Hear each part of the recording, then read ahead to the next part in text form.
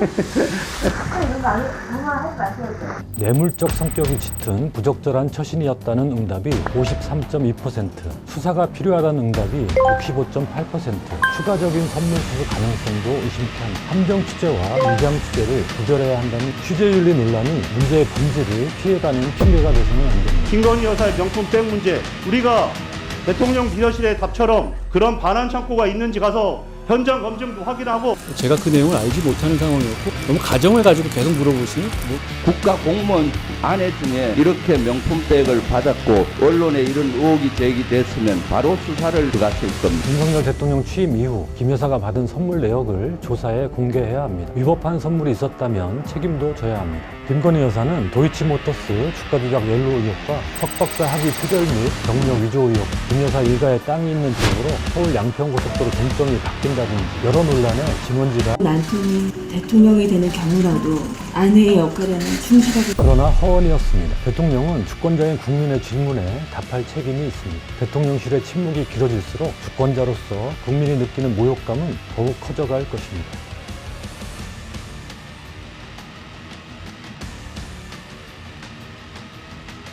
안녕하십니까. 한겨레 논설의 박용현 논설위원입니다. 윤석열 대통령 부인 김건희 여사의 명품 선물 수수 논란이 가라앉지 않고 있습니다. 김 여사와 대통령실은 여전히 침묵으로 일관하고 있습니다. 이렇게 넘어갈 수 있는 사안이 아닙니다. 정확한 사실조사와 책임 있는 해명, 그리고 엄중한 후속 조처가 필요합니다. 유튜브 채널 서울의 소리는 지난달 27일부터 나흘간 김 여사의 명품 선물 수수와 관련한 영상들을 잇따라 공개했습니다. 많은 분들이 보셨겠지만 중요한 장면만 간추려 보겠습니다. 아니 이거 자꾸 왜 세우세요? 아이고. 이런 거 정말 하지 마세요. 좀 요즘 적극적으로 저는 그 남북 문제 제가 좀 나설 생각이에요. 우리 목사님도 그런 것도 크게 저랑도 같이 그렇게 할 일을 하시고. 그리고 국감에 두고 이동하시면 될 것 같고. 더 나온 직원이 안내를 하자 또 이들이 가져온 쇼핑백 2개도 가시죠. 3명이 동시에 일어납니다.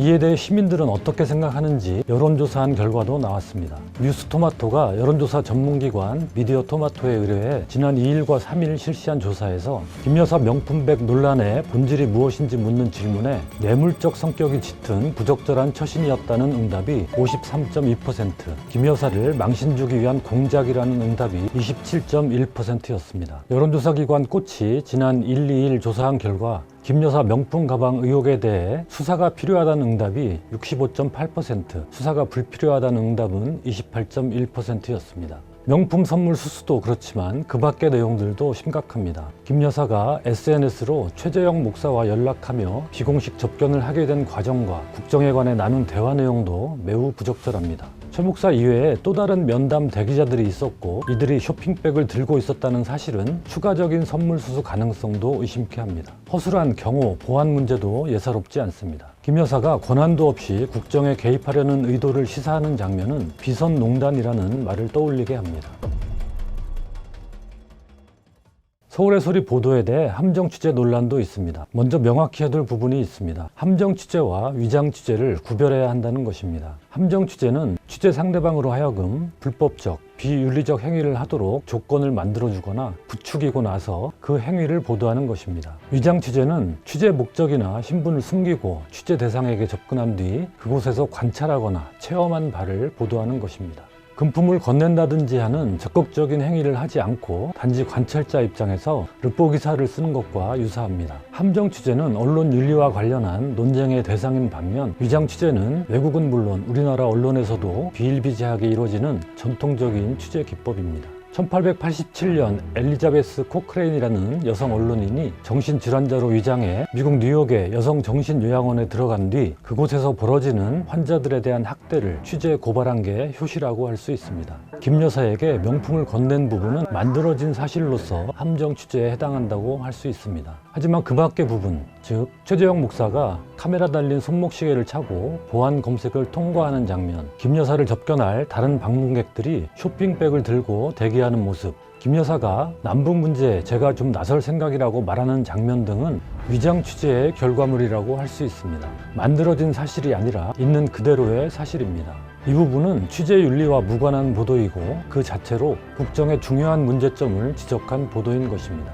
함정 취재에 대해서도 한 가지 더 짚고 넘어갈 점이 있습니다. 서구 언론계나 학계에서는 함정 취재 자체를 비윤리적이라고 규정하지 않고 그 의도나 상황에 따라 허용 가능한지 여부를 가리고 있습니다. 이를 판단할 대표적인 질문은 다음과 같습니다. 김 여사에게 명품을 건넨 취재 방식이 정당화될 수 있는 것인지 시청자 여러분께서 직접 판단해 보시기 바랍니다. 취재의 동기가 권력 오남용으로부터 공공의 이익을 지키기 위해서였나, 아니면 상업적 목적이었나, 같은 정보를 얻어낼 수 있는 다른 취재 방식은 없었는가, 취재에 들어가기 전 취재 대상자가 잘못된 행위를 하고 있다고 의심할 충분한 근거가 있었나, 즉 의심할 만한 정황을 포착하고 그것을 확인하는 차원에서 함정 취재를 벌인 것인지, 아니면 막연히 미끼를 던져보는 것이었는지, 취재 과정에서 동원된 방법이 적정했나, 아니면 지나치게 괴롭히거나 강압적인 방식이었나. 언론은 공공의 알 권리를 위해 존재하는 만큼 시청자와 독자, 즉 수용자들의 판단이 중요할 것입니다. 앞서 인용한 여론조사기관 꽃의 조사에서 함정 취재 논란과 관련해 공익적 측면이 더 커 용인되어야 한다는 응답이 58.3%, 목적을 갖고 접근한 함정 취재는 용인해선 안 된다는 응답이 31.5%로 각각 나왔습니다. 취재윤리 논란이 문제의 본질을 피해가는 핑계가 돼서는 안 됩니다. 이번 사안을 좀 더 본질적으로 보자면 함정 취재든 위장 취재든 그것이 통하는 상황을 김 여사와 대통령실이 초래했다는 사실이 중요합니다. 이런 방식의 취재가 실현됐다는 것 자체가 비정상적인 상황입니다. 김 여사가 대통령 부인으로서 처신에 조심했다면, 대통령실도 김 여사의 일정과 외부인 접촉을 과거 정부에서처럼 관리했다면, 또 보안 경호 등이 원칙적으로 이루어졌다면 최 목사가 명품 선물을 들고 대통령 부인을 만나는 장면 자체가 불가능했을 것입니다. 쇼핑백을 들고 김 여사 면담을 기다리던 또 다른 사람들도 존재할 수 없었을 것입니다. 이렇게 대통령 부인의 금품 수수 의혹, 그리고 경호 보안 등 여러 문제점이 노출됐습니다. 그런데도 대통령실은 아무런 공식 해명을 내놓지 않고 있습니다. 명품 선물은 반환하기 위해 대통령실 창고에 보관하고 있다는 익명 관계자의 설명이 고작입니다. 국민의힘도 지난 6일 대통령실을 상대로 명품 선물 논란 등을 따지기 위해 열린 국회 운영위원회를 거부했습니다. 지금 김건희 여사의 명품백 문제, 우리가 대통령 비서실의 답처럼 그런 반환 창고가 있는지 가서 현장 검증도 확인하고 그런 창고에 대체 뭐가 있는 건지, 더 많은 물건이 있는 건 아닌지 확인해 봐야 되는 거 아닙니까? 한동훈 법무부 장관도 이와 관련한 질문에 김건희 여사 명품백 수수 의혹에 대해서는 혹시 근거가 제가 그 내용을 알지 못하는 상황이었고 특별히 언론에서도 상세한 보도가 안 나왔기 때문에 제가 내용을 잘 알지 못합니다. 수사가 필요하다면 혹시 수사 너무 가정을 가지고 계속 물어보시면 그건 평소와 달리 답을 피했습니다. 이렇게 대통령실과 여당, 정부 모두 문제를 회피하는 데 급급합니다. 그런다고 문제가 사라지지는 않습니다.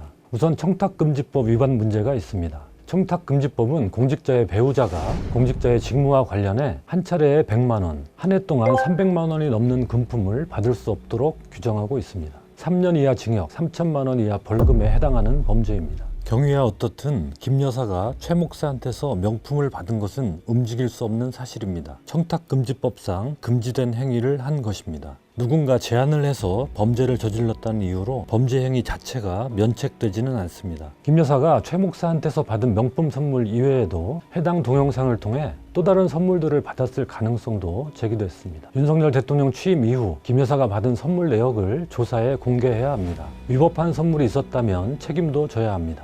대통령실이 선물을 반환하기 위해 보관하고 있다고 하더라도 지체 없이 반환해야 한다는 청탁금지법 규정을 위반한 게 됩니다. 법 위반이 분명히 드러났는데 아무런 조처가 없다면 법치국가라고 할 수 있겠습니까? 아마 국가 공무원 아내 중에 이렇게 명품백을 받았고 언론에 이런 의혹이 제기됐으면 바로 수사를 들어갔을 겁니다. 왜 김건희 여사만 제외를 되어야 되는지 의문입니다. 미국에선 아예 대통령과 배우자가 받은 일정 액수 이상의 선물은 모두 정기적으로 공개하도록 법에 정해져 있습니다. 선물 등 금품 수수가 국정에 부당한 영향을 미치지 않도록 미리 투명한 절차를 만든 것입니다. 이참에 우리도 이런 규칙을 만들 필요가 있습니다. 또 이번 사태는 대통령 배우자를 보좌하는 제2부속실을 폐지한 것과 무관하다고 할 수 없습니다. 공식적인 체계를 통해 김 여사의 활동을 관리하고 기록을 남기고 적절한 통제도 해야 합니다. 또 대통령 배우자와 친족 등을 감시하는 특별감찰관도 서둘러 임명해야 합니다. 김건희 여사는 도이치모터스 주가 조작 연루 의혹과 석박사 학위 표절 및 경력 위조 의혹 등 숱한 논란의 대상이 됐습니다. 그러자 대선 당시에는 기자회견을 열어 조용한 내조를 공개 약속하기도 했습니다. 그리고 남편이 대통령이 되는 경우라도 아내의 역할에는 충실하겠습니다. 그러나 허언이었습니다. 윤 대통령 취임 이후에도 대통령 관저 리모델링 회사가 김 여사 사업체의 후원 업체였다든지 김 여사 일가의 땅이 있는 쪽으로 서울 양평고속도로 종점이 바뀐다든지 리투아니아 방문 중 명품 쇼핑을 한다든지 하는 여러 논란의 진원지가 되고 있습니다. 여야가 12월 임시국회를 열기로 합의했는데 20일과 28일 예정된 본회의에서는 김 여사 주가 조작 의혹을 수사하기 위한 특검법이 상정될 전망입니다. 윤 대통령이나 여당 입장에선 대통령 부인 리스크라고 할 수 있습니다. 하지만 국민 입장에선 민주주의에 대한 리스크로 느껴집니다. 최고 권력을 가진 공직자의 부인이 여러 의혹에 휩싸여 있는데도 아무런 조사도 이루어지지 않고 국민 앞에 책임지는 태도를 보이지 않는다면 정상적인 민주국가가 아니기 때문입니다. 대통령은 주권자인 국민의 질문에 답할 책임이 있습니다. 대통령실의 침묵이 길어질수록 주권자로서 국민이 느끼는 모욕감은 더욱 커져갈 것입니다.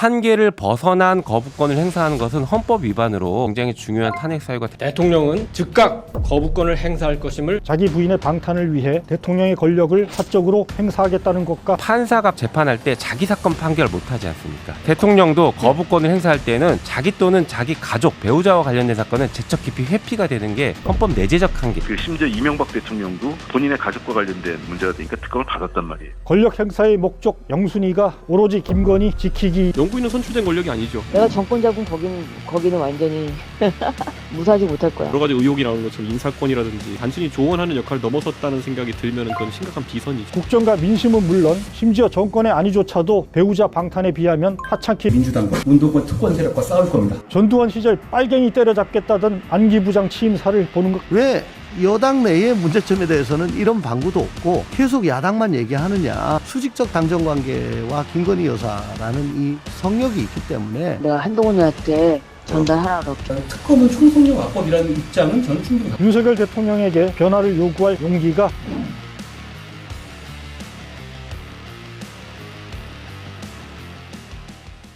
안녕하세요. 논설의 손원재입니다.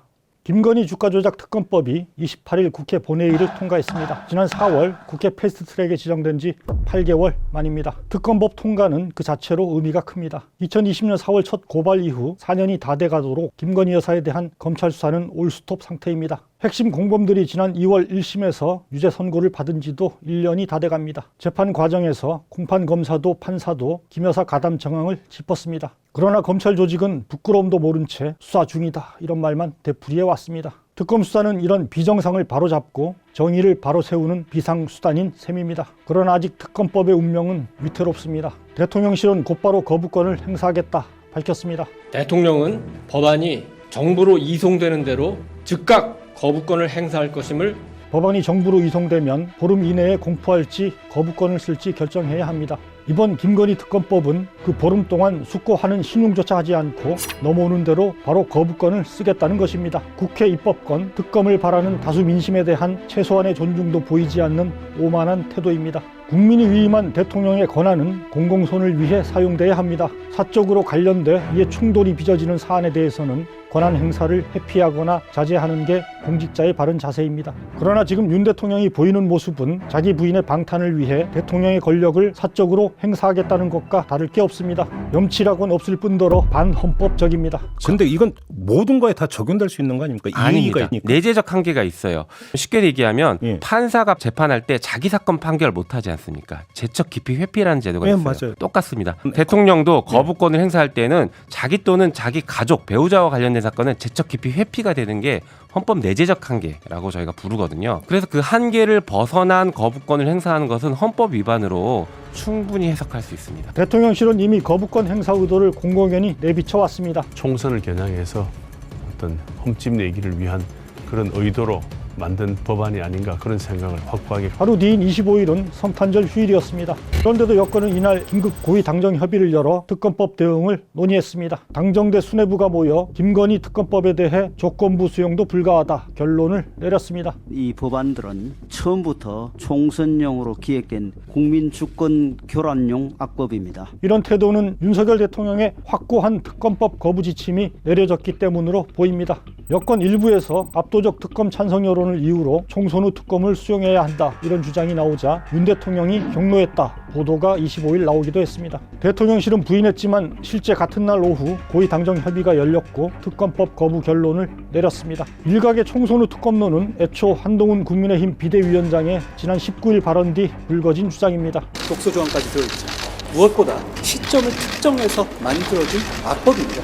그런 점을 충분히 고려해서 국회 절차 내에서 고려되어야 한다고 생각합니다. 조선일보 등에선 국회 절차 내에서 거론해야 한다고 덧붙인 대목을 두고 한 전 장관이 자신이 지적한 독소 조항을 빼거나 수사 시점을 총선 뒤로 미루는 조건으로 특검법을 수용할 뜻을 내비친 것이다 해석을 내놨습니다. 이후 여당 일부에서도 비슷한 주장이 나왔습니다. 그 다음에 1월 달에 제2에 붙일 때는 물밑에서 여야 대표 간 협상을 해서 이 부분만큼 아까 말씀드린 대로 똑같이 간다. 그대로 가되 시기만 4월 이후로 가자는 거예요. 저는 그건 민주당이 거부할 이유가 없다고 봅니다. 이런 주장에 윤 대통령이 확고하게 선을 그은 셈입니다. 총선 전이든 뒤든 독소 조항이라고 주장한 특검 브리핑 조항이 들어가든 말든 김건희 특검법은 무조건 거부한다 이런 지침을 내린 것입니다. 실제 발언 당사자인 한동훈 비대위원장도 고위 당정협의 다음 날 열린 취임식에선 달라진 태도를 보였습니다. 특검은 총선용 악법이라는 입장은 저는 충분히 갖고 있는 상황입니다. 그리고 그걸 어떤 차원에서 어떻게 당에서 대응할 것인지 원내에서 어떻게 대응할 것인지에 대해서는 제가 충분히 보고받고 같이 논의하겠습니다. 지난 19일 주저리 여러 말을 보탰던 것과 판이합니다. 당시엔 이런 말도 했습니다.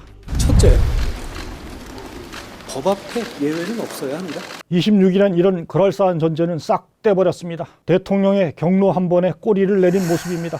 이런 일련의 상황이 말해주는 건 두 가지입니다. 첫째, 윤 대통령의 분노보트는 김건희 여사라는 사실입니다. 좀 더 정확히는 김건희 여사에 대한 바깥의 직원입니다. 고대 중국 사상가인 한비자는 이처럼 통치자를 분노하게 하는 어떤 지점을 영린이라고 표현했습니다. 용에겐 81개의 비늘이 있는데 그중 목 아래에 거꾸로 붙은 단 하나의 비늘, 곧 영린을 건드린 사람은 용의 분노를 사 반드시 죽임을 당한다. 실제 윤 대통령에게 김 여사에 관해 직관한 사람은 친소를 가리지 않고 모두 가차없이 내쳐졌다고 합니다. 경로한 윤 대통령이 누구와 절연하고 누구는 캠프에서 내보냈다 이런 유의 증언이 쏟아진 바 있습니다. 제가 캠프에서부터 보면은 그거는 정말 금기고 제가 몇 번 얘기를 했는데 말씀을 안 들으세요. 아, 그럼 캠프 계실 때도 여사에 대해서 어떻게 해야 된다고 진단을 그렇죠. 하셨다는 얘기예요? 예, 그렇게 얘기를 했는데 전혀 이제 화를 내면서 그냥 넘어가 버리는데 그래요? 이거는 정말 이걸 깨지 않으면 선거를 칠 수가 없을 겁니다. 반면 윤 대통령이 유례없는 국정 실패인 엑스포 유치 전 119대 29 참패에 경로해 경위를 짚고 책임을 물었다는 얘기는 들어보지 못했습니다. 외교부 장관과 국가정보원장은 뒤늦게 다른 사유로나마 교체하나 싶더니 막상 국정원장에 앉힌 건 조태용 국가안보실장입니다. 대통령 부부 순방 외교의 총책임자죠. 가장 큰 정무적 책임을 져야 할 인물은 김대기 비서실장입니다. 하지만 총선 출마용 수석 비서관 전원 개편 와중에도 꿋꿋이 살려두더니 28일에야 교체했습니다. 김 실장은 지난해 국회에 출석해 김 여사 의혹을 캐묻는 야당 의원 질의에 김건희 여사가 바깥에서 여러 가지 의혹을 지금 낳고 있고 국민들이 걱정을 하고 우리 여사가 뭘 잘못했는지 의혹만 가지고 여사를 이렇게 그걸 하시면 철갑 방어막을 쳤던 인물입니다. 김 실장 후임엔 이관섭 정책실장을 돌려막기 했습니다. 총선을 겨냥해서 어떤 홈집 내기를 위한 그런 의도로 만든 법안이 아닌가. 권력 핵심을 이런 사람들로 계속 채우는 것과 필사적인 김 여사 방탄 사이엔 과연 아무런 상관관계가 없는 걸까요? 윤 대통령은 지난 10월 서울 강서구청장 선거 패배 뒤 국민은 늘 무조건 옳다. 어떠한 비판에도 변명을 해선 안 된다. 지금 보이는 모습은 내 처문제는 빼고입니다. 국정과 민심은 물론 심지어 정권의 안위조차도 배우자 방탄에 비하면 하찮게 여기는 게 아닌가 싶을 정도입니다. 역대 여러 대통령들이 정권이 흔들리면 아들 형제 수사를 허용해서라도 성남 민심을 달랬습니다. 김영삼 대통령도 그러셨고 김대중 대통령도 그랬고 심지어 이명박 대통령도 본인의 가족과 관련된 문제가 되니까 특검을 받았단 말이에요. 여권에서 총선 후 특검 주장이 나온 것도 이걸 풀지 않고선 총선 패배를 피하기 어렵다. 위기감 때문입니다. 나아가 총선에서 지면 정권의 존속도 장담하기 어렵다는 주장마저 나옵니다. 하지만 윤 대통령은 민심 위반이 뻔히 보이는 길로 직진하고 있습니다. 권력 행사의 목적 영순위가 오로지 김건희 지키기이기 때문일 것입니다. 일부 심리학자들은 김 여사가 두 사람 관계에 지배력을 쥐고 있을 가능성을 제기하기도 합니다. 또한 어쩌다 대통령, 이른바 어통령이 된 윤 대통령이기에 권력을 통해 이루고 싶은 공적 목표가 빈약하다는 점도 국정보다 민심보다 선거보다도 더 김 여사 보호에 지극정성을 기울이는 이유라고 할 것입니다. 그러나 국민이 위임한 대통령의 권한을 공공선이 아니라 가족을 위해 사사로이 쓰는 권력자를 용인할 국민은 없습니다. 과거 왕조시대와 달리 현대 민주주의 국가의 주권자는 국민입니다. 윤 대통령의 영린이 김 여사라면 현대의 주권자 국민의 가장 큰 영린은 바로 권력자의 특권 오만이기 때문입니다. 일련의 상황이 말해주는 두 번째는 한동훈의 굴복입니다. 한 위원장이 정말 총선 후 특검 의도를 갖고 그런 말을 했는지는 알 수 없습니다. 조선일보 등 친여 매체가 알아서 희망 회로를 돌린 것일 수도 있습니다. 그러나 그조차도 요령껏 활용해 민심에 부응하는 결정을 끌어내는 게 여당 비대위원장의 책임이고 능력입니다. 하지만 경로 한 번에 태세를 전환했습니다. 친구 권력의 충돌, 제2의 6.29 어쩌고 하더니 한 방에 서열 정리가 끝난 것입니다. 이창동 감독의 초기 걸작 영화죠. 초록 물고기에는 출소한 조폭이 이제 한 구역의 두목 자리를 꿰찬 옛 졸개를 향해 개새끼 중에는 말이야 지가 똥개새끼인지 새파트인지 모르는 놈이 있어요. 빨리 지가 똥개새끼라는 걸 알려줘야 돼. 지금 윤 대통령과 한 위원장의 모습이 바로 이 인상적인 장면을 떠올리게 합니다. 대통령의 독단과 당정 주정 관계를 바꾸라는 게 지금 여당을 향한 민심의 요구입니다. 누구나 압니다. 그러나 한 위원장이 내놓은 첫 응답은 맹종입니다. 대통령에게 할 말을 하는 대신 야당과 운동권에 독소를 퍼붓고 있습니다. 한 위원장은 통상 쓰는 국민 대신에 동료 시민 이런 표현을 씁니다. 그러나 내부 혁신이 아니라 상대 정당에 대한 도끼서린 정치 공세로 위기를 돌파하려는 정당과 정권을 지지할 동료 시민은 결코 찾지 못할 것입니다. 우리는 이재명 대표의 민주당과 그 뒤에 숨어서 국민 위에 군림하려는 운동권 특권 세력과 싸울 겁니다. 전두환 시절 빨갱이 때려잡겠다던 안기부장 취임사를 보는 것 같습니다. 윤 대통령은 김건희 방탄을 국정과 민생보다 상위에 두고 있습니다. 비슷하게 한 위원장은 야당 운동권 척결을 당 혁신과 국정 쇄신보다 앞세우고 있습니다. 아니 당 혁신과 국정 쇄신은 한마디도 하지 않고 있습니다. 전 대표가 당에 남기기 위한 조건으로 홍범도 장군 풍산 인정 철회나 이태원 참사 유가를 연감되는 제시했는데요. 경향적인 입장을 내실 계획이 있으실까요? 저에 대해서 여러 가지 많은 말씀을 하시는 분들이 많이 있죠.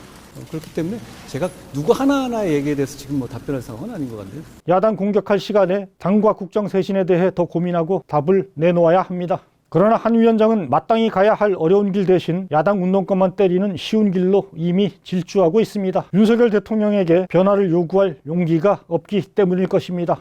왜 여당 내의 문제점에 대해서는 이런 방구도 없고 계속 야당만 얘기하느냐.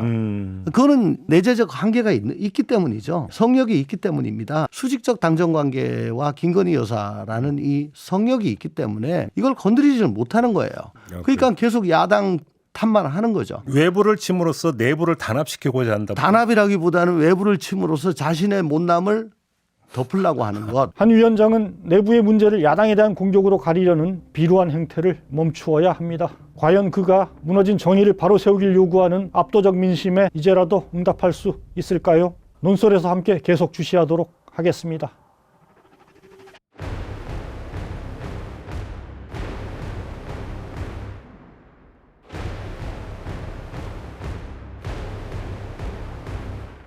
특검을 왜 거부합니까? 죄 졌으니까 거부하는 겁니다. 윤석열 대통령이 김건희 특검법에 대해 거부권을 행사했습니다. 군사작전 펼치듯이 국무위원들을 동원해서 대통령과 대통령 가족을 위한 방탄 국무회의를 특검법 찬성 및 거부권 반대가 65% 철저한 국민 무시입니다. 거부권에는 내재적 한계가 있습니다. 아무 제약 없이 행사한다면 국회 입법권이 무력화되고 행정 독재가 되고 말 것입니다. 특검은 총성령 허튼 소리입니다. 탈탈 틀었다는 말이 나올 정도로 당시 검찰은 김 여사에 대한 압수수색이나 소환조사 한번 제대로 하지 않아 김건희라는 이름도 입에 올릴 수 없다는 듯 도이치 특검 역시 김 여사가 절대 존엄이라도 되는 모양입니다. 미국의 37대 대통령 리처드 닉슨은 워터게이트 사건 특검을 해임해버렸습니다. 이로 인해 닉슨에 대한 탄핵 여론이 더욱 높아졌습니다. 막강한 권한을 부여받은 대통령이 그 권한을 사적인 목적으로 사용하는 것은 있을 수 없는 일입니다. 헌법 교과서에는 거부권의 남용은 탄핵 소추의 사유가 된다고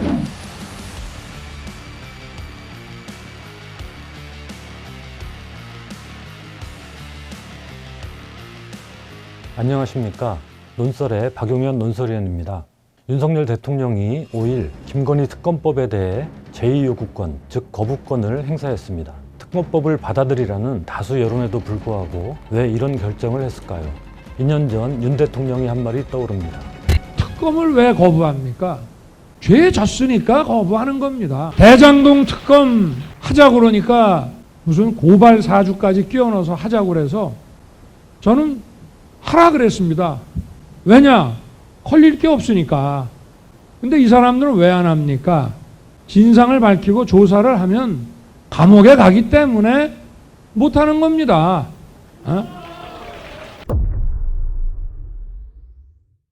4일 국회가 특검법을 정부에 이송하자 정부는 5일 임시국무회의까지 열어가며 거부권 행사를 심의 의결했고 윤 대통령은 즉각 재가했습니다. 정부가 특검법을 받아들고 있는 것조차 무슨 불경스러운 일이라도 되는 양 화급히 국회로 돌려보낸 것입니다. 다수 국민의 여론을 살피며 고심하는 척도 하지 않았습니다. 철저한 국민 무시입니다.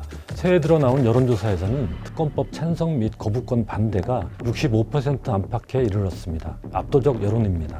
1일 보도된 MBC 여론조사에서는 거부권 행사에 동의하지 않는다가 64%, 동의한다가 31%로 2배 이상 차이가 났습니다. 중도층에서는 71%가 동의하지 않는다고 답했습니다. 같은 날 보도된 경향신문 여론조사에서도 거부권 행사가 부적절하다는 응답이 62%, 적절하다는 응답은 23%였습니다. 중앙일보 여론조사에서도 응답자의 65%가 거부권을 행사하지 말아야 한다는 의견이었습니다. 윤 대통령은 지난 1일 신년사에서 민생 현장 속으로 들어가 작은 목소리에도 귀를 기울이고 공정한 사회를 만들기 위한 노력을 멈추지 않을 것입니다. 그러나 며칠도 지나지 않아 다수 국민의 목소리에 귀를 닫고 거부권을 행사했습니다. 대통령의 법률안 거부권은 아무 제약 없이 행사할 수 있는 권한이 아닙니다. 헌법 제53조 2항은 법률안에 이의가 있을 때에는 대통령은 국회로 환부하고 그 제의를 요구할 수 있다고 거부권을 규정하고 있습니다. 법률안을 거부할 수 있는 구체적인 사유는 따로 제시하지 않고 있습니다. 하지만 거부권에는 내재적 한계가 있습니다. 거부권을 아무 제약 없이 행사한다면 국회의 입법권이 무력화되고 행정 독재가 되고 말 것입니다. 대통령의 거부권은 어디까지나 입법부와 행정부 사이에 견제와 균형이라는 원리에 입각해 입법부가 명백히 부당한 법률을 제정하려고 하는 경우에만 대항수단으로서 사용돼야 합니다. 학계에서 정당한 거부권 행사의 사유로 드는 것은 다음과 같습니다. 법률안이 헌법에 위배될 때, 집행 자체가 불가능할 때, 국익에 반할 때, 예산이 뒷받침되지 않을 때, 대통령의 정책에 반할 때, 행정부에 부당한 정치적 압력을 가하는 내용일 때, 예시된 사유들은 대부분 정책적 문제를 다루는 일반적 의미의 법률안과 관련된 것들입니다. 반면 특검법은 대통령 주변 등 권력자에 대한 공정한 법 집행을 위해 도입하는 법입니다. 이제까지 윤 대통령이 거부권을 행사한 양곡관리법, 간호법, 노란봉투법, 방송법 등과는 차원이 다릅니다. 당연히 특검법은 위의 사유들에 해당하지도 않습니다. 일반 법률안이 아닌 특검법에 거부권을 행사하는 것은 그 자체로 거부권 제도의 본래 취지와 거리가 있습니다. 혹자는 특검법이 위에 든 사유 중 행정부에 부당한 정치적 압력을 가하는 내용일 때 여기에 해당하는 게 아니냐고 말할지 모릅니다. 하지만 국민적 의혹이 쌓인 범죄 혐의를 수사하도록 하는 것을 부당한 정치적 압력이라고 할 수는 없습니다. 그런 논리대로라면 야당의 범죄 혐의를 수사하는 것도 모두 부당한 정치적 압력이 될 것입니다. 한덕수 국무총리는 5일 국무회의에서 특검법이 시행되면 공명선거에 영향을 미쳐 국민의 소중한 참정권 행사를 방해할 것이라고 했습니다. 이 역시 선거를 앞두고 진행되는 검찰의 야당 수사는 괜찮고 특검 수사는 안 된다는 이중잣대입니다. 한동훈 비상대책위원장을 비롯해 국민의힘은 특검법 일부 조항을 문제 삼아 위헌적 악법이라고 주장합니다. 총선에서 민주당이 원하는 선전선동을 하기 좋게 시점을 특정해서 만들어진 악법입니다. 허튼 소리입니다. 우선 특별검사 추천권을 야당만 갖도록 한 조항을 문제 삼는데 이는 이미 헌법재판소에서 결판이 난 사안입니다. 2016년 국정농단 특검법은 야당에만 2명의 특검 후보 추천권을 줬는데 최서원 씨가 이에 대해 위헌 소송을 냈습니다. 헌재는 2019년 2월 합헌 결정을 내리면서 수사 대상이 될 수도 있는 대통령이 소속된 여당이 특별검사 후보를 추천함으로써 이해충돌 상황이 야기되면 특별검사 제도의 도입 목적을 저해할 우려가 있다는 판단 아래 여당은 추천권을 행사하지 않도록 입법자가 정한 것을 두고 합리성과 정당성을 상실하였다고 보기는 어렵다고 했습니다. 2명의 특검 후보 중 1명을 대통령이 임명하게 돼 있는데 여당이 1명을 추천하면 결국 그 후보가 특검으로 낙점받을 것은 뻔합니다. 그러니 공정한 수사를 위한 특검 도입의 의미 자체가 없어진다는 것입니다. 한동훈 위원장과 국민의힘이 또 다른 독소 조항으로 든 것은 언론 브리핑 조항입니다. 이 역시 국정농단 특검법에 똑같이 들어있었습니다. 더구나 한 위원장은 법무부 장관 취임 직후 국민의 알 권리를 강조하며 검찰 공보규칙을 개정해 수사 상황에 대한 언론 브리핑을 강화한 당사자입니다. 검찰의 수사 상황 생중계는 괜찮고 특검은 안 된다니 내로남불도 이런 내로남불이 없습니다. 총선용 특검이라는 주장도 합니다. 하지만 총선을 석 달 남짓 앞둔 시점에 특검법이 국회를 통과하게 된 것은 정부 여당이 만든 상황입니다.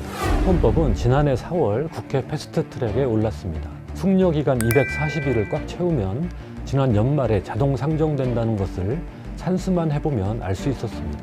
그러나 국민의힘은 철저히 손 놓고 있었습니다. 그보다 앞서 지난해 2월에는 도이치모터스 주가 조작 공범들의 1심 유죄 판결이 났습니다. 판결문에는 김건희 계좌가 범행에 사용됐다고 적시돼 있었습니다. 그때라도 검찰이 본격 수사에 나섰다면 이미 한참 전에 결론이 났을 것입니다. 그보다 더 앞서 2022년 9월 이원석 검찰총장은 인사청문회에서 도이치모터스 사건과 관련해 국회에서 총장의 수사지휘권 관련해서 다시 제가 수사지휘할 수 있도록 좀 도와주시면 감사하겠다는 말씀 드립니다.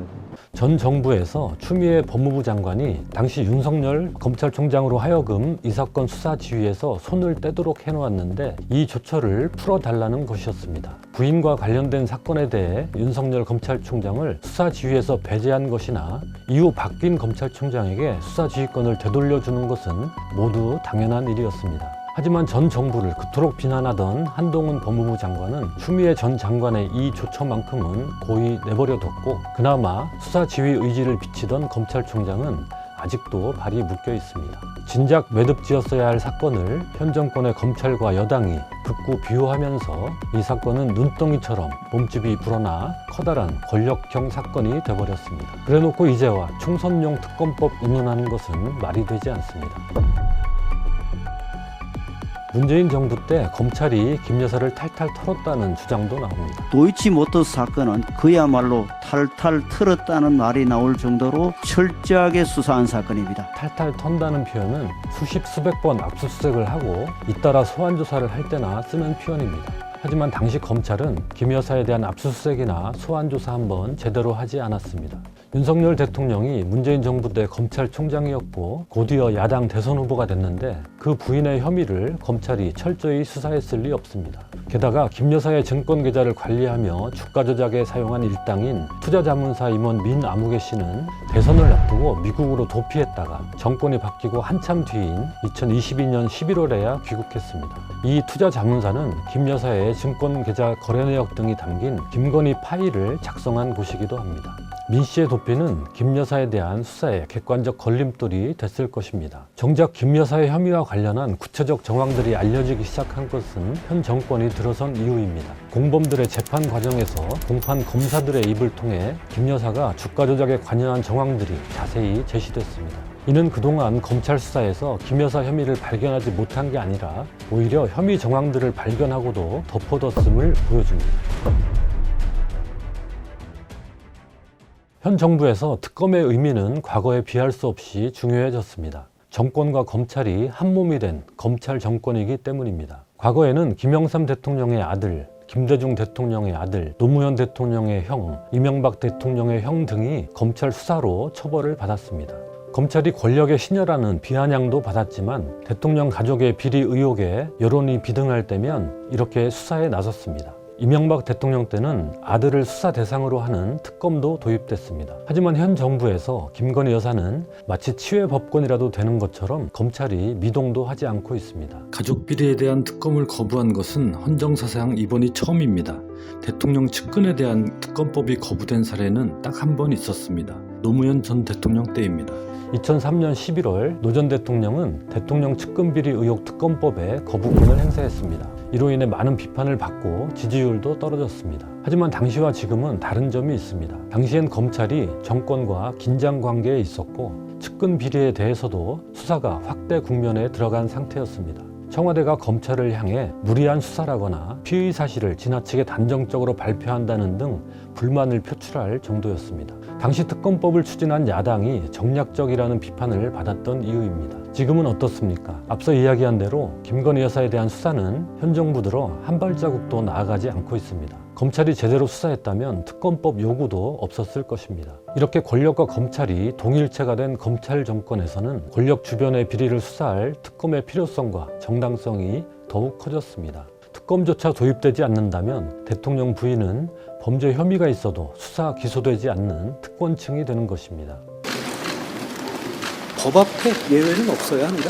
국민들이 보시고 느끼시기에도 그래야 합니다. 법 앞에 평등이라는 헌법 원칙은 휴지 조각이 됩니다. 헌정 질서를 지키기 위해 마련된 대통령의 거부권이 오히려 반헌법적 상황을 초래하는 결과가 됩니다. 노무현 전 대통령의 거부권 행사에도 불구하고 당시 특검법은 2003년 12월 4일 재의결로 국회를 통과했습니다. 이듬해 총선 직전까지 특검 수사가 진행됐습니다. 그때도 총선을 앞두고 특검이 도입된 것입니다. 다만 수사 결과 애초 제기된 의혹은 상당 부분이 사실이 아닌 것으로 드러났습니다. 김 여사도 죄가 없다면 서둘러 수사를 받는 게 오히려 좋을 것입니다. 특검을 피하기 위해 무리수를 둘수록 의혹만 더 키울 뿐입니다. 이상 살펴본 것처럼 이번 특검법에 대한 거부권 행사를 정당화할 사유는 찾아볼 수 없습니다. 오히려 거부권 행사야말로 위헌적 상황을 불러오게 됩니다. 그럼에도 윤 대통령이 거부권을 행사한 것은 자신의 부인을 보호하기 위해 부당하게 권력을 사용하는 게 됩니다.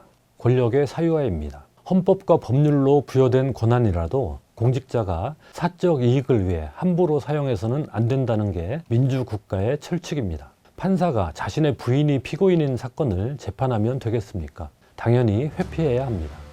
이해충돌방지법은 공직자가 직무를 수행할 때 본인이나 가족 등 사적 이해관계자가 관련돼 있으면 스스로 회피하도록 규정하고 있습니다. 이런 비유도 할 수 있습니다. 대통령은 법무부 장관을 통해 검찰을 수사 지휘할 권한을 갖고 있습니다. 그런데 대통령 가족을 대상으로 한 검찰 수사가 진행 중일 때 이 수사 지휘권을 발동해 수사 기소를 못하도록 한다면 어떻게 될까요? 역대 대통령들이 가족이 수사받을 때 이런 행동을 보였다면 어떻게 됐을까요? 제도적으로 주어진 권한을 행사하는 것이니 상관없다고 할 사람은 아무도 없었을 것입니다. 미국의 37대 대통령 리처드 닉슨은 1973년 그 유명한 워터게이트 사건으로 특검 수사를 받았습니다. 그런데 특검이 본격 수사에 나서자 법무부 장관을 시켜 특검을 해임해버렸습니다. 토요일 밤의 대학살로 불리는 사건입니다. 이로 인해 닉슨에 대한 탄핵 여론이 더욱 높아졌습니다. 결국 닉슨은 국회의 탄핵 표결을 앞두고 I shall resign the presidency effective at noon tomorrow. 스스로 퇴진하고 말았습니다. 윤석열 대통령의 특검법 거부도 본질상 다를 게 없습니다. 앞서 인용한 헌법재판소 결정에서도 특검 추천에 대통령의 영향력이 미치는 것을 이해 충돌이라고 봤습니다. 하물며 그 특검 도입을 대통령이 막아버리는 행위는 어떻겠습니까?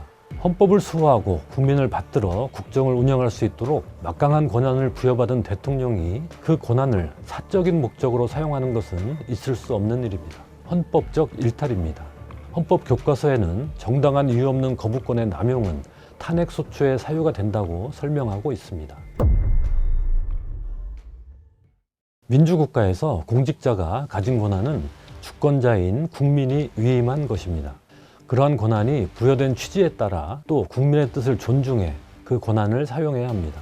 마치 본디부터 자기가 가진 권한인 양 마음대로 휘둘러서는 안 됩니다. 그건 절대 왕정에서나 있을 법한 일입니다. 또 지금처럼 권력을 둘러싼 국민적 의혹이 있을 때는 이에 답해야 하는 게 민주주의입니다. 의혹을 풀기 위해 수사가 필요하면 받아들여야 합니다. 하지만 윤석열 대통령은 국민의 요구는 무시한 채 부인만 감싸고 있습니다. 한동훈 비대위원장을 비롯한 국민의힘은 김건희라는 이름도 입에 올릴 수 없다는 듯 도이치 특검 역시 제가 여러 차례 왜 그게 총선용 악법인지 설명을 드렸습니다. 김건희 특검법을 도이치 특검법이라고 부릅니다. 김 여사가 절대 존엄이라도 되는 모양입니다. 이 역시 왕정 국가를 떠올리게 합니다. 선거로 선출됐다고 해서 대통령이 주권자를 무시하고 권한을 마음대로 휘두르고 정치적, 법적 책임을 회피한다면 민주주의는 부정됩니다. 선거로 독재자를 뽑는 것이나 마찬가지입니다. 이런 상황을 허용해서는 안 됩니다. 반드시 주권자의 심판을 받는다는 사실을 깨닫게 해야 합니다. 헌법 제1조가 그렇게 명령합니다. 대한민국은 민주공화국이다. 대한민국의 주권은 국민에게 있고 모든 권력은 국민으로부터 나온다.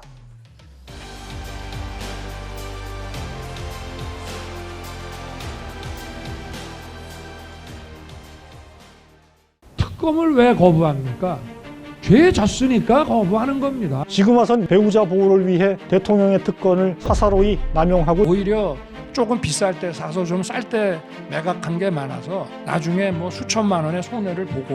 검찰은 윤석열 대통령의 부인 김건희 여사와 장모 최은순 씨가 도이치모터스 주식 거래로 23억 원에 가까운 이익을 본 사실을 파악했던 검찰 수뇌부가 용산 눈치를 보며 정황과 증거를 뭉개고 있기 때문이 아닌지.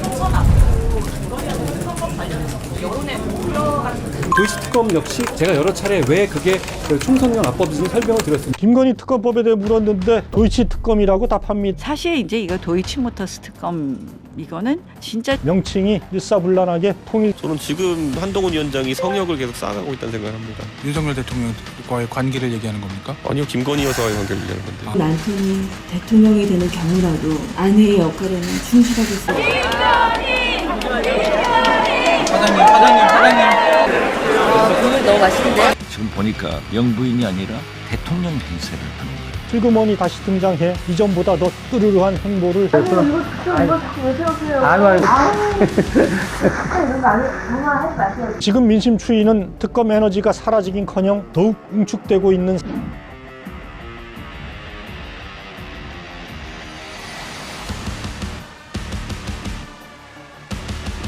안녕하세요. 논설의 손원재입니다. 김건희 주가조작 의혹 특검법에 대해 윤석열 대통령이 거부권을 행사했습니다. 대통령이 자기 가족을 지키기 위해 헌법적 권한을 남용한 첫 사례입니다. 윤석열 정권 출범 이래 국정 사유화 논란이 끊이지 않더니 기어이 공적 목표를 위해 써야 할 거부권마저 사적으로 남용하는 초유의 반헌법적 행태가 벌어진 것입니다. 거부권 행사 과정도 비상식적입니다.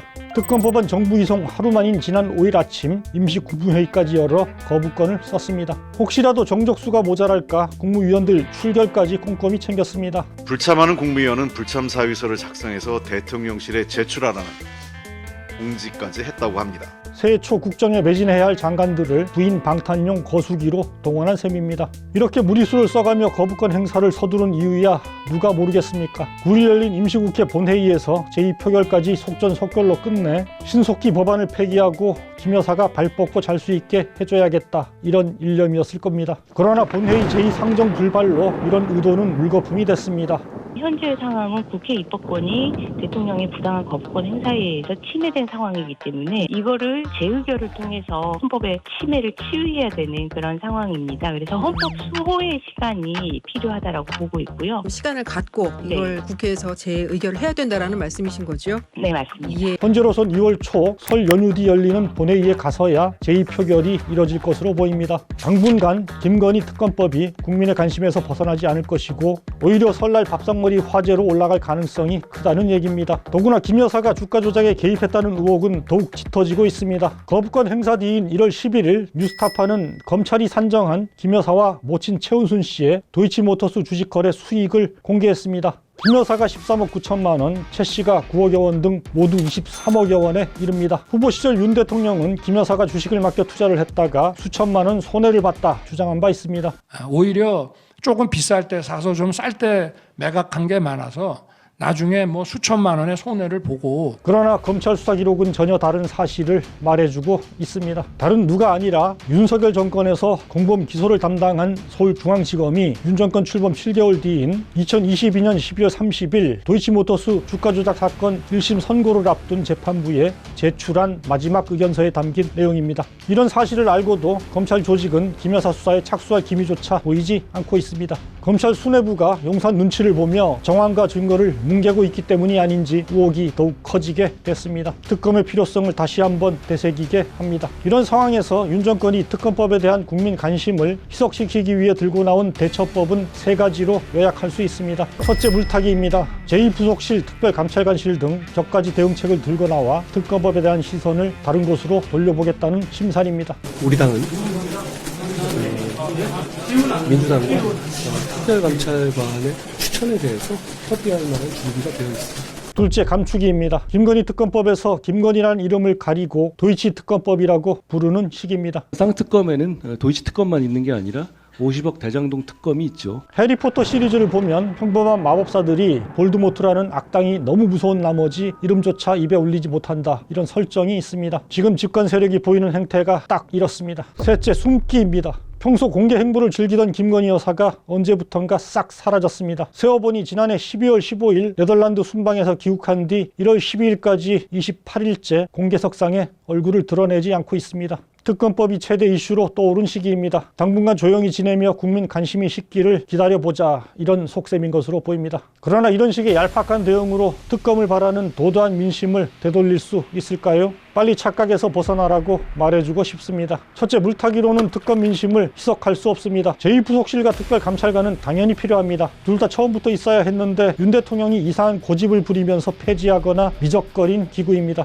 먼저 제2부속실은 지난 대선 기간 김 여사 관련 각종 의혹이 불거지자 폐지를 공약했습니다. 제2부속실은 불필요하다고 늘 오래전부터 생각해왔고 청와대가 일단 인력이 너무 많은 것 같습니다. 김 여사의 공적 활동을 최대한 축소한다는 차원이었습니다. 그러나 실제로는 폐지 부작용만 두드러졌습니다. 지금은 제2부속실 대신 대통령을 보좌하는 부속실과 비서실에서 배우자 보좌까지 함께 맡고 있습니다. 대통령실 홍보와 순방 외교 기능 등도 대통령과 배우자 보좌가 뒤섞여 있습니다. 실제 대통령실에서 배포한 사진의 경우 김 여사가 윤 대통령보다 더 돋보이게 촬영, 편집된 사례가 적지 않았습니다. 이른바 김 여사 라인 소리를 듣는 인사들이 부속실과 비서실의 여러 주요 포스트를 장악하고 있다, 뒷말이 나오기도 했습니다. 이런 의혹 자체를 차단할 수 있도록 배우자 보좌 기능은 분리할 필요가 있습니다.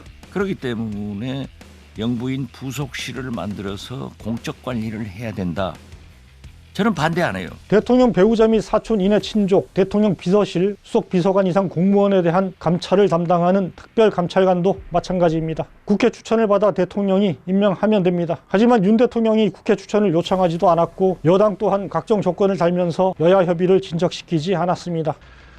특별감찰관과 북한인권재단 이사 추천은 동시에 이루어져야 합니다. 특별감찰관과 전혀 상관없는 별개 사안을 연계한 것입니다. 야당도 추천권을 야당에 줘야 한다는 점을 내세우면서 적극적으로 협의에 임하지는 않았습니다. 그러나 가장 큰 책임은 결국 특별감찰관 임명을 꺼린 윤 대통령과 그런 대통령 눈치만 본 여당에 있다고 봐야 합니다. 이제 와서 여당은 특별감찰관 추천을 특단의 카드나 되는 양 내세우고 있습니다. 야당은 특별감찰관 추천 논의에 협조하겠다는 입장입니다. 다만 제2부속실이나 특별감찰관이 특검에 대한 민심의 요구를 가리는 수단이 될 수는 없다 강조합니다. 특별검사법은 이미 발생한 범죄 혐의에 대해서 특별검사를 임명해갖고 수사를 하자는 거거든요. 제2부속실이라고 하는 것은 배우자의 그 향후 일정 같은 걸 관리해서 사고가 나지 않게 하겠다는 것이고, 특별감찰관도 예방적인 활동입니다. 저는 제도의 취지가 다른 거죠. 둘째, 김 여사 이름 이름을 감춘다고 해서 민심을 진정시킬 수는 없습니다. 오히려 뭐가 그토록 무섭길래 김건희 특검법이라는 이름조차 부르지 못하느냐 의구심만 북돋을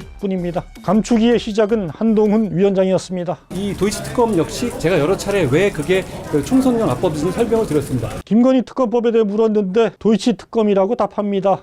이후 여권에선 김건희 특검이 아닌 도이치 특검으로 명칭이 일사불란하게 통일됩니다. 도이치모터스 사건의 경우엔 문재인 정권 시절에 사실 이제 이거 도이치모터스 특검 이거는 진짜 지금 여당에 대한 국민의 요구는 한 가지로 모아집니다. 민심을 똑바로 읽고 윤 대통령에게 할 말을 하라는 겁니다. 그런데 비대위 첫 시작부터 성역을 쌓고 민심과 정반대로 가고 있습니다. 인요한 위원장이 성역을 못 건드려서 망한 것처럼 저는 지금 한동훈 위원장이 성역을 계속 쌓아가고 있다는 생각을 합니다. 그 얘기는 윤석열 대통령과의 관계를 얘기하는 겁니까? 아니요, 김건희 여사와의 관계를 얘기하는 건데. 셋째 숨기 작전 또한 너무 식상합니다. 김 여사가 대외 활동 없이 은거에 들어간 건 이번이 처음이 아닙니다. 첫 번째는 지난 대선 기간이었죠. 부분적으로는 모르겠습니다만 전체적으로 허위 경력은 아니고 그리고 그 수상이라고 하는 것이 완전히 날조된 것이 아니라 허위 이력, 주가 조작 등 의혹에 휩싸이자 조용히 내조만 하겠다 선언까지 했습니다. 그리고 남편이 대통령이 되는 경우라도 아내의 역할에는 충실하겠습니다. 부디 노여움을 거두어 주십시오. 하지만 권력을 잡자 언제 그랬냐는 듯 조용한 내조 약속을 깨고 떠들썩한 공개 행보에 들어갔죠. 팬클럽의 요란한 활동도 논란이 됐습니다. 그러나 아무런 해명도 사과도 없었습니다. 그러다 2022년 7월 스페인 마드리드 나토 정상회의 순방에 공적 자격이 없는 민간인 지인을 대동한 것이 드러나 비선 동행 논란에 휩싸이며 여론의 역풍을 자초했습니다. 20%대까지 떨어진 윤 대통령의 낮은 국정 지지율까지 맞물리자 한동안 또 공개 행보를 자제하는 듯했죠. 하지만 2023년이 되자 1월 11일 대구 서문시장 방문을 시작으로 이전보다 더 시끌시끌한 공개 행보를 재개했습니다.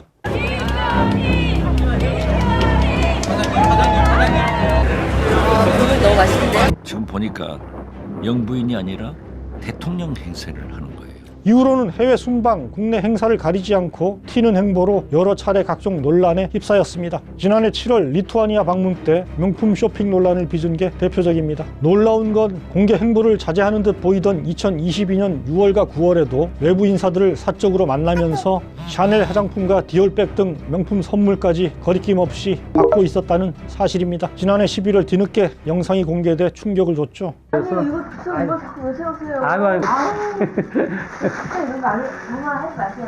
어떻습니까? 이처럼 김 여사가 국민의 시야에서 몸을 숨긴 것만 벌써 세 번째입니다. 그때마다 관심이 좀 줄었다 싶으면 슬그머니 다시 등장해 이전보다 더 뜨르르한 행보를 선보이곤 했습니다. 초등학교 앞 오락실 두더지 게임을 보는 것 같습니다. 더구나 그 사이에도 국민 모르게 명품 백까지 받아 챙기는 살뜰함을 보였습니다. 그래놓고도 사과 한마디 없습니다. 도무지 부끄러움이라곤 모르는 태도입니다. 이제 와서 또 얼굴을 숨겼다고 한들 특검법 망치만 피하면 또 어떤 구멍으로든 다시 고개를 내밀 것임을 어느 누가 모르겠습니까? 이처럼 속이 뻔히 보이는 꼼수를 총동원해 특검 민심에 맞서는 집권 세력의 모습은 당랑거철이라는 사자성어를 떠올리게 합니다. 사마귀가 수레에 맞선다는 뜻입니다. 그러나 아무리 숨고 감추고 가린들 법 앞에 평등을 바라는 대다수 민심을 거스를 수는 없을 것입니다. 검찰이 2020년 4월 첫 고발 이후 4년 가까이 손을 놓은 김 여사 의혹에 대해 이제는 특검을 통해 결론을 내려야 한다. 이게 바로 압도적인 민심입니다. 실제 거부권 행사 뒤에도 높은 특검 지지 여론엔 변함이 없습니다. 지난 8일에서 10일 이뤄진 전국 지표조사에선 김건희 특검법 거부권 행사가 잘한 결정이라는 응답이 23%인 반면 잘못한 결정이라는 응답은 65%로 3배 가까이 많았습니다. 윤 대통령과 집권 세력은 거부권을 행사하고 시간이 흐르면 특검 민심도 흩어질 걸로 기대하고 있을 겁니다. 하지만 지금 민심 추이는 특검 에너지가 사라지긴커녕 더욱 응축되고 있는 상황임을 말해줍니다. 윤 대통령은 지난해 10월 국민은 늘 무조건 옳다. 어떠한 비판에도 변명을 해서는 안 된다. 국민이 늘 무조건 옳다 말했습니다. 대선 후보 때는 특검을 왜 거부합니까? 죄 졌으니까 거부하는 겁니다. 이런 말도 했습니다. 지금 와선 민심을 외면하고 배우자 보호를 위해 대통령의 특권을 사사로이 남용하고 있습니다. 한 위원장도 선민후사를 말했습니다. 선당후사라는 말 많이 하지만 저는 선민후사 해야 합니다. 지금 와선 특검 민심을 왜곡하고 조롱하는 개변을 쏟아내며 김건희 방탄 맨 앞에 서 있습니다. 옳든 그르든 주인 말만 따라하는 앵무새를 떠올리게 합니다. 그러나 이 나라 주권자인 우리 국민이 언제까지고 이런 오만과 특권을 용납하리라고 생각한다면 크나큰 착각이고 오산입니다. 이제라도 민심 무서운 줄 알아야 합니다. 논설에서 함께 계속 주시하도록 하겠습니다.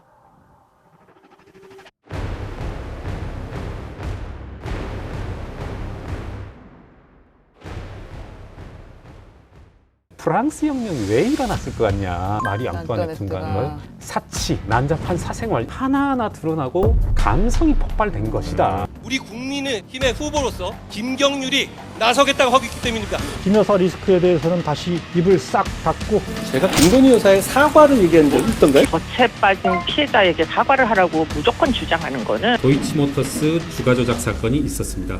더 이상 밝혀질 것이 없습니다. 대한민국 권력 서열 1위가 김건희 여사라는 세간의 평가에 더욱 힘이 실리게 한동훈 비대위원장과 대통령의 갈등은 이제는 뭐 어떤 선을 넘었다. 이건 뒤에서 그냥 잠근 맞습니다. 윤 대통령이 검찰을 여전히 장악하고 있다. 밤에 갑자기 박성재 법무부 장관을 임명했다는 건 지금 사인을 정확히 주는 겁니다. 이제 검찰 내에 친한동훈은 없어. 한동훈하고 쳐다보거나 눈빛만 교환해도 니들은 다 인생 끝나는 줄 알아. 만약 윤 사단이 마음 먹고 털기 시작하면 한 위원장은 딸 허위 스펙 의혹에 휩싸인 바 선거 끝나면 해코지하러 달려들 것이다 라는 거를 한동훈 위원장이 모를 수가 없겠죠. 무조건 36개가 답이다.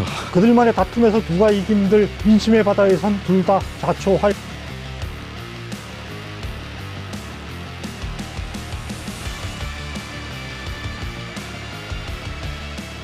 안녕하세요. 논설의 손원재입니다.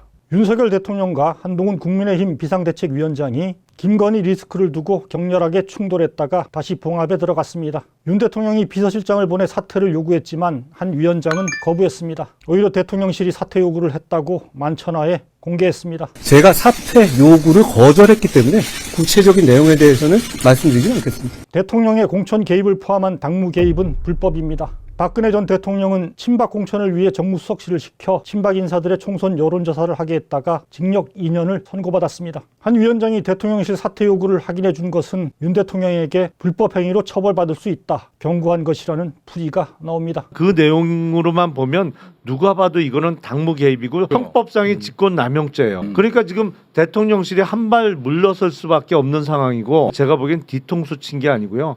이건 뒤에서 그냥 담근 거예요. 윤 대통령은 이미 이준석, 김기현 전 대표를 물러나게 한 전력이 있습니다. 이번에도 자신이 물러나라고 하면 20년 부하인 한 위원장이 결국은 따를 것이다 생각한 것 같습니다. 그러나 이미 정치의 길로 들어선 한 위원장이 이를 거부하고 오히려 역공을 취한 겁니다. 이전과 달리 친윤 의원들도 대통령 뜻대로 움직이지 않았습니다. 총선을 불과 70여일 앞두고 윤 대통령 지지도는 바닥입니다. 그나마 믿을 건 보수층 중심으로 인기가 치솟은 한 위원장뿐이다, 이런 기류가 당 전반에 팽배해졌기 때문입니다. 지금 이 국면은 한쪽은 배짱이 없는 거고 한쪽은 실탄이 없는 겁니다. 대통령 입장으로 봤었을 때는 쫓아내고 싶었지만 병력이 없죠. 실탄이 없고. 이런 상황에서 두 사람이 택한 것은 신속한 봉합이었습니다. 충남 서천 화재 현장에서 만나 악수하고 20분 만에 기차를 같이 타고 상경했습니다. 재난을 정치적 화해 쇼의 배경으로 활용했다, 비판이 나왔습니다.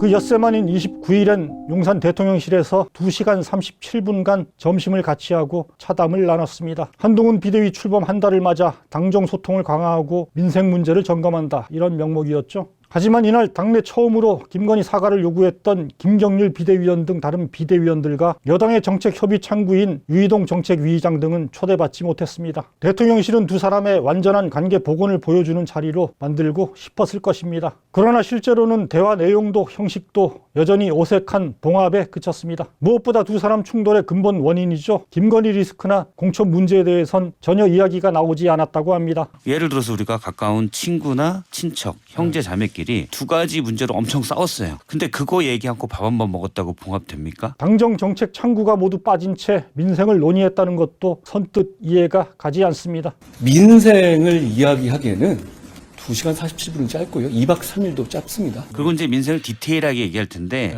그러려면 옆에 배석자들이 자꾸 자꾸 데이터들을 가지고 와야지. 뭐 정책의장하고 경제부총리 그렇죠. 있어야 된다. 각 장관들이나 최소한 차관들은 배석을 해야 민생 얘기를 길게 하죠. 이런데도 한 위원장은 찻대고 폿된 오찬 봉합의 공허함을 지적하는 야당 논평에 거칠게 맞섭니다. 권치승 대변인인가 이러던데 2시간 47분 동안 무슨 얘기를 한 거냐. 구질구질하네요.